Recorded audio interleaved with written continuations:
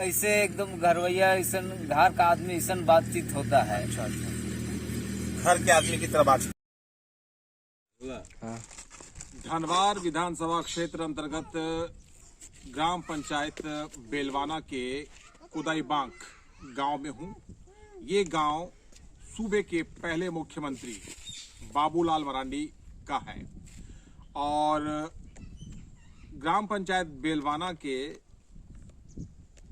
पूर्व मुखिया नंदलाल हंसदा जी हमारे साथ हैं। मिनी स्टेडियम कुदाईबांक में सुबह सुबह हम लोग बैठे हैं। स्थानीय ग्रामीणों को आप स्क्रीन पर देख सकते हैं। विधानसभा चुनाव 2024 में बीजेपी की टिकट पर बाबूलाल मरांडी, जो कि बीजेपी के प्रदेश अध्यक्ष हैं, वो राज धनवार से एक बार फिर से भाग्य आजमा रहे हैं। आइए बात करते हैं यहाँ के लोगों से। मरांडी जी चुनाव लड़ रहे हैं एक बार फिर से यहाँ से। कितना मजबूत दावेदार हैं वो आपके अनुसार? क्या जीत पाएंगे इस बार मरांडी, जबकि उनको चुनौती दे रहे हैं पूर्व विधायक राजकुमार यादव? इस बार तो जीत जाएंगे, टक्कर तो रहेगा लेकिन जीत जाएंगे। एक तरफा मुकाबला तो नहीं होगा? एक तरफा मुकाबला नहीं होगा, टफ कॉन्टेस्ट रहेगा। टफ कॉन्टेस्ट रहेगा। दो लोगों के बीच या कोई और भी नाम है?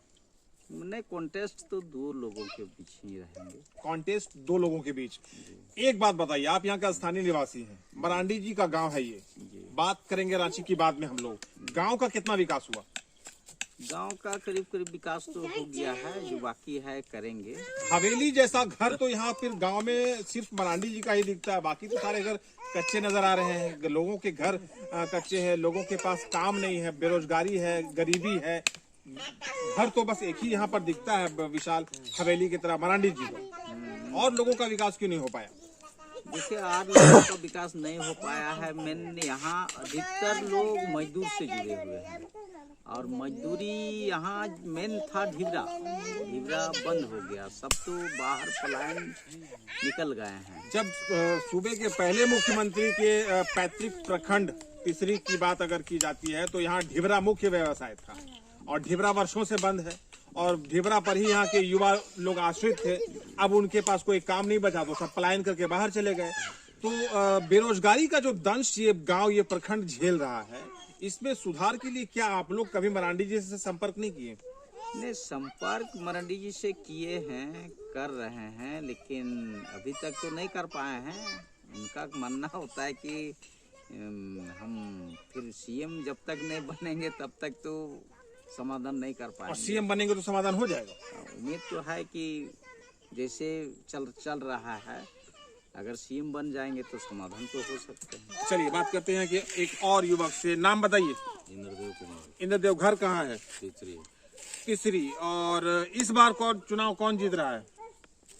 दोनों में जो जीतेगा, राजकुमार यादव चाहे बाबूलाल मरांडी। राजकुमार यादव या बाबूलाल मरांडी, दोनों में से कोई एक चुनाव जीतेंगे कहना है इनका। क्यों भाई, ऐसा क्यों लगता है? कोई तीसरा नहीं? मरांडी जी का आपने काम पहले देखा है? अरे देखा है, सिर्फ रोड और पुल पुलिया से पेट नहीं भरने वाला है। रोड और पुल पुलिया से सचमुच में पेट नहीं भरने वाला है। विकास तो क्षेत्र का होता है, लेकिन मेन चीज जो है वो क्या है? मेन चीज है इसका, यहाँ रोजगार का साधन ढिबरा है। वो ढिबरा सालों से बंद है।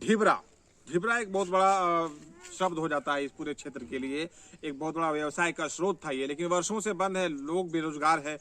थोड़ा सा ये नाराज भी इस मामले में दिख रहे हैं और दिखना भी चाहिए, क्योंकि युवा जो है उस पर आश्रित थे। बंद है और सभी लोग पलायन करके बाहर मजदूरी कर रहे हैं और यहाँ के नेता लोगों को इसका कोई ख्याल ही नहीं है। मरांडी जी को खुद इसका ख्याल नहीं है, क्योंकि अगर वो चाहते तो शायद यहाँ के लोगों के अनुसार ढिबरा का व्यवसाय चालू होता, लोगों को रोजगार मिल जाता, लेकिन ऐसा कुछ हो नहीं पा रहा है। इसलिए थोड़े से ओझिल मन से ये कह रहे हैं, बुझे हुए मन से ये कह रहे हैं कि जीत और हार जो है वो दोनों में से किसी एक की होगी।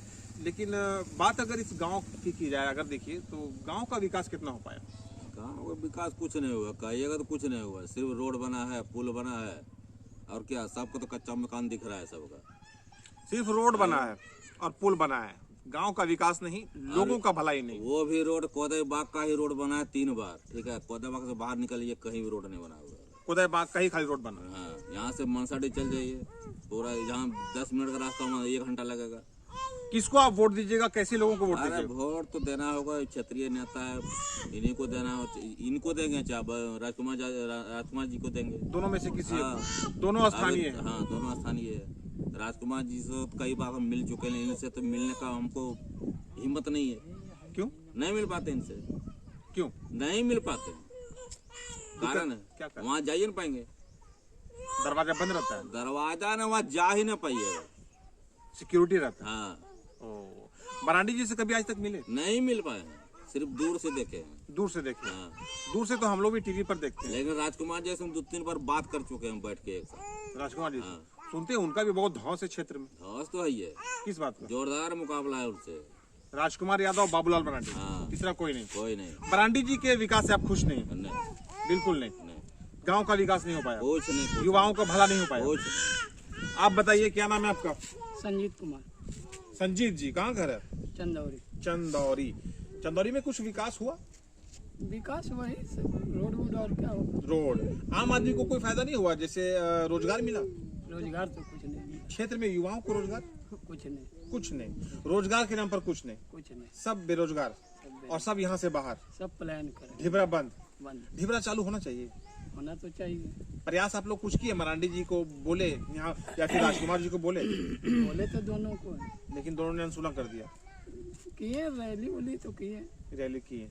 वोट मांगने के लिए कोई आया आप लोगों के पास? अभी तक तो नहीं। अभी तक नहीं आया। किसको वोट दीजिएगा? हम तो देंगे मरांडी जी को। मरांडी जी को आप वोट देंगे, क्यों?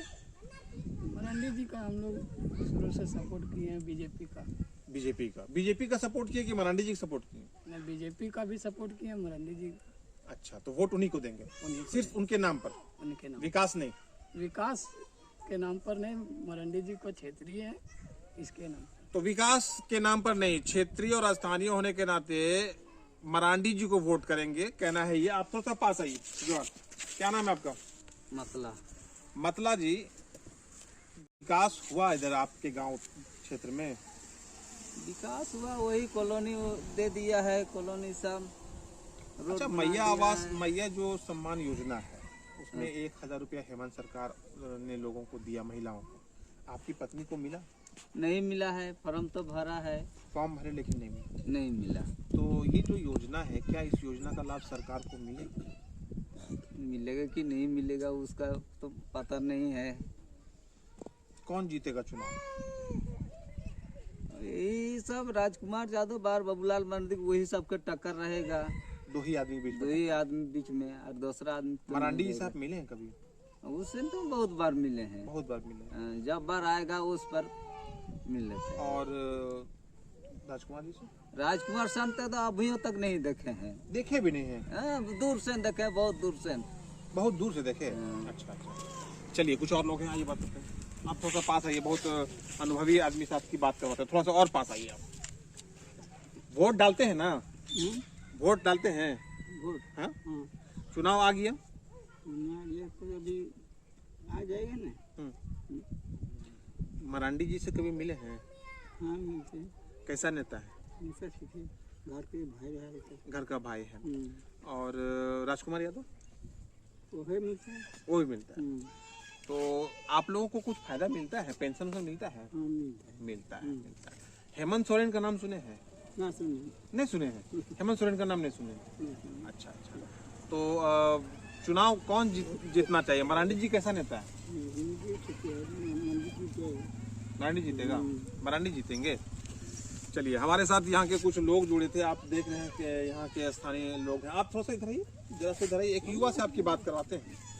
मुस्कुरा रहे हैं पीछे से बैठ के मरांडी जी और राजकुमार यादव जी का नाम सुनकर। आप की बात एक युवा से करवाते हैं। थोड़ा सा पास आइए आप, थोड़ा सा और पास आइए आप, थोड़ा सा और पास आइए आप। वेरी गुड, बहुत बढ़िया। क्या नाम है? संजीत मरांडी। मरांडी कितना पढ़े हैं? ग्रेजुएशन ग्रेजुएशन कर लिए, बहुत बढ़िया है। क्या ऑनर्स रहा आपका? हिंदी। हिंदी। तो नौकरी क्यों नहीं मिल पाई आपको? नौकरी नहीं मिल पाई, बहुत ही आजकल तो बहुत ही मुश्किल है कि सरकारी नौकरी मिलना। मरांडी जी का गांव का आदमी है, उनसे कहीं बात नहीं की है कि सर हमारा कम से कम नौकरी करवा दीजिए? आपका गांव में बहुत कम लोग पढ़ा लिखा है, उसमें से हम एक ग्रेजुएट लड़का है, तो कम से कम हमारे ऊपर दया दृष्टि की, जैसा नहीं बोले? नहीं मिलेगी तो अभी ये चुनाव प्रचार के लिए एक दिन आएंगे तो बात करिएगा? हाँ बात करेंगे। क्या बात करिए? बात करेंगे, हम लोग के लिए रोजगार का व्यवस्था करेंगे। रोजगार का व्यवस्था? बाहर जाने का प्लान ना हो यहाँ का। हाँ, पलायन रोके, रोजगार का अवसर यहाँ मिले, बात करिए। आप जैसे यहाँ पर कुल कितने लोग हैं जो पढ़े लिखे लोग? कम से कम हो जाएगा 100 लोग यहाँ पढ़े लिखे हैं, युवा। हाँ, मतलब मैट्रिक इंटर ग्रेजुएशन। तो इनमें से कितने लोग नौकरी कर रहे हैं? नौकरी तो सरकारी नौकरी कितने लोग कर रहे हैं? सरकारी नौकरी कहाँ एक भी एक दो तो पहले से है ना। एक दो वो पहले से हैं, मतलब ना के बराबर। 100 लोग पढ़े लिखे गांव में होंगे, इनमें से किसी को भी सरकारी नौकरी नहीं है और मजदूर सब है। और अपने यहाँ पर मजदूरी का अवसर भी बंद है, सब बाहर मजदूरी कर रहा है। मरांडी जी जब मिलने आएंगे इधर लोगों से वोट मांगने के लिए, तो आप ये बात रखिएगा हाँ, रखेंगे कि नौकरी का अवसर पैदा। हाँ, तो इस बार सरकार बनती है तो हम लोग के लिए रोजगार का व्यवस्था करें, वही बात उन पर रखेंगे। अच्छा, राजकुमार यादव और मरांडी जी दोनों में से कौन बढ़िया नेता है? ये तो हम लोग जो गांव के हैं तो अपना गांव के मानेंगे। जो गांव के हैं उनको बढ़िया मानिएगा, है ना। चलिए, खुदाई बांक और तीसरी प्रखंड के कुछ लोगों से हमारी बात हो रही थी विधानसभा चुनाव 2024 के तहत राजधनवार सीट पर बाबूलाल मरांडी और राजकुमार यादव के बीच जो कॉन्टेस्ट है उसको लेकर क्या समस्याएं हैं, क्या कमियां हैं, क्या जो ज्वलंत मुद्दे हैं क्षेत्र के दोनों नेताओं के बीच में, लोगों की क्या स्थिति है, इन लोगों के बीच उन नेताओं की क्या स्थिति है, कौन जीतेगा कौन हारेगा, किसके बीच टक्कर है, इन सभी बातों पर यहाँ के लोग जो है वो हमारे साथ जुड़कर अपनी प्रतिक्रियाएं व्यक्त कर रहे थे। मिली जुली और मिश्रित प्रतिक्रिया देखने को मिली। कुछ ने मरांडी जी को सराहा तो कुछ ने उनकी आलोचना भी की है। तो अब चुनाव काफ़ी नज़दीक है, 20 को मतदान होना है, जनता निर्णय लेगी और कौन अगला विधायक बनेगा ये तय हो जाएगा। लेकिन कुल मिलाकर देखा जाए तो तीसरी गांवा जैसे क्षेत्र में सबसे जो बड़ी समस्या है वो बेरोजगारी की है, पलायन की है। युवा पलायन कर रहे हैं। यहाँ पर ढिबरा का जो व्यवसाय था वो उस पर हजारों लोग यहाँ के आश्रित थे और वो बंद हो जाने से भुखमरी के कगार पर यहाँ के लोग हैं, यहाँ के युवा बेरोजगार हैं और इस बात को लेकर सभी नेताओं ने अपनी आंखें बंद कर रखी है। ये एक बहुत बड़ा चिंता का विषय है। और आपको ये बताना चाहेंगे कि यहाँ के लोग जो है वो अभी भी ये उम्मीद कर रहे हैं कि अगला सरकार का जो गठन होगा, जो भी मुख्यमंत्री बनेंगे, इस मामले पर ज़रूर ध्यान देंगे और यहाँ पर ढिबरा का जो व्यवसाय है उसको पहले की तरह चालू किया जाएगा और स्थानीय जो युवा हैं उनके लिए रोजगार का अवसर पैदा किया जाएगा। ये यहाँ के लोगों की अभी भी ये जो आस है वो है बनी हुई है, नेताओं से उम्मीद बनी हुई है, उनसे आशा है। अब ये आने वाला समय बताएगा कि इनकी जो आशाएं हैं उनको नेता लोग जो है वो खास करके मरांडी जी और राजकुमार जी ये सब ध्यान देते हैं या नहीं। फिलहाल तस्वीरें जो है वो खुदाई बांक से देख रहे थे। खुदाई बांक मरांडी जी का पैतृक